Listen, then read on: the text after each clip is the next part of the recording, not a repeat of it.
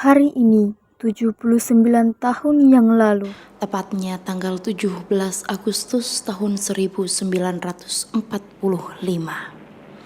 Indonesia memproklamirkan kemerdekaannya. Beberapa hari menjelang proklamasi, terjadi peristiwa Rengas Dengklok yang ditandai dengan menyerahnya Jepang kepada sekutu. Hingga penyusunan naskah proklamasi, Jepang lumpuh karena hantaman bom atom pada tanggal 9 Agustus tahun 1945. Sore hari setelah mendengar berita kekalahan Jepang, Sultan Syahrir dan para pemuda mengadakan rapat di Jakarta.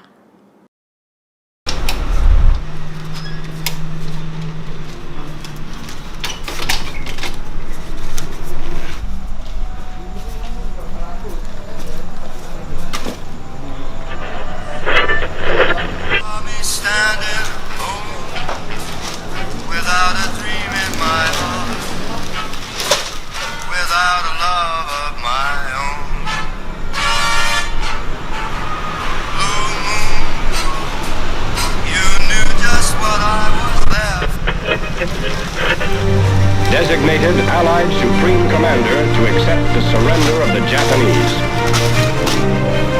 He was met by Lieutenant General Eichelberger, commanding the 8th Army. Halo Komandan, selamat kembali Komandan. Apa hasil percakapan di dalam? Jepang telah memberikan kemerdekaan kepada Indonesia dan itu akan dibahas oleh PKI. Baik Komandan, kalau begitu kita pergi ke Hatta dan Soekarno untuk memproklamasikan kemerdekaan Indonesia.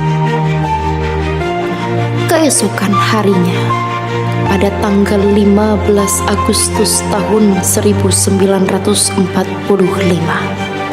Khairul Soleh, Sultan Syahrir, Wikana, dan Darwis tiba di kediaman Soekarno di Jalan Pegangsaan Timur nomor 56, Jakarta, dengan maksud menyampaikan hasil-hasil keputusan rapat.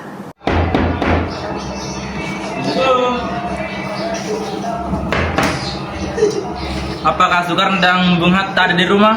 ya ada, silakan masuk.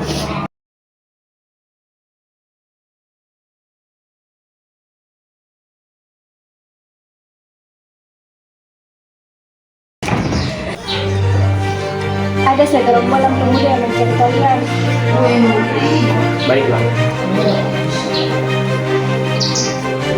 Mengapa kalian datang kemari? Ada masalah apa? Ada berita penting yang tadi Raka sampaikan. Berita apa itu tadi? Saya dengar Jepang telah mengalah kepada sekutu. Bagaimana kalau kesempatan ini kita manfaatkan untuk memproklamasikan kemerdekaan, untuk membentuk pemerintah yang baru? Saya tidak bisa bertindak sendiri di semua kebetulan yang saya tahu. Tapi Bung, maafkan saya saja. Saya tidak boleh bicara. Baiklah, kalau begitu, mari Bung Hatta. Karena masing-masing mempertahankan pendapatnya, keempat orang golongan muda tersebut berpamitan kepada Bung Karno. Mereka bergegas meninggalkan kediaman Bung Karno dengan wajah kesal. Kemudian Soekarno meminta para golongan tua untuk datang ke kediamannya dan membicarakan permasalahan tersebut. Tadi ada para pemuda yang mendesak saya untuk memproklamasikan kemerdekaan Indonesia. Bagaimana tanggapan kalian? Kita tidak boleh gegabah. Kita harus bijak mengambil langkah selanjutnya. Menurut saya, kita harus menghindari yang mengganggu keharmonisan kita dengan Jepang. Bagaimana, Bung? Kalau begitu, kita harus fokus untuk mempersiapkan kemerdekaan Indonesia dengan sidang terbaik. Meski berat hati dengan keputusan Soekarno, para pemuda yang telah meninggalkan kediaman Soekarno tetap tidak putus asa. Mereka pun menyusun strategi bagaimana membujuk Soekarno dan Muhammad Hatta untuk memproklamasikan kemerdekaan sesegera mungkin. Akhirnya, mereka memutuskan untuk mengasingkan kedua tokoh tersebut ke Rengas Dengklok agar terhindar dari pengaruh Jepang di Jakarta. Saya bisa bisa merasakan gejolak di dalam hati Bung Karno bahwa Bung Karno setuju kepada kita, hanya beliau takut mengambil risiko. Beliau juga tidak leluasa berada pada lingkungan perai Jepang. Kalau begitu, kita asingkan saja Soekarno dan Bung Hatta. Bagaimana kalau kita asingkan saja ke mereka ke Rengas Dengklok? Saya rasa kita sepakat, kita akan bergerak pukul dini pagi. Para pemuda pun menyetujui ide Darwis tersebut. Pada malam hari, Insinyur Soekarno dan Muhammad Hatta dibawa oleh sekelompok pemuda menuju ke Rengas Dengklok.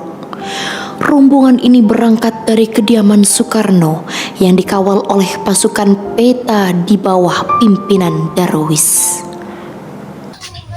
Assalamualaikum. Waalaikumsalam. Ada apa? Anda harus ikut dengan tangan terikat. Kami ingin melanjutkan pembicaraan tadi siang. Baiklah, dengan bangsa ini, ikat tangan saya.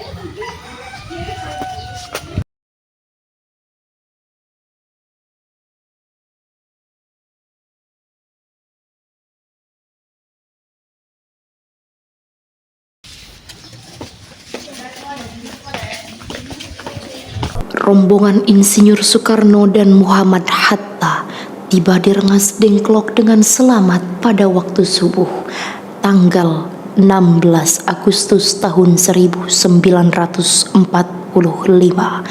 Soekarno Hatta berada sehari penuh di sana. Bukankah sudah dijelaskan tadi dan ini akan dibahas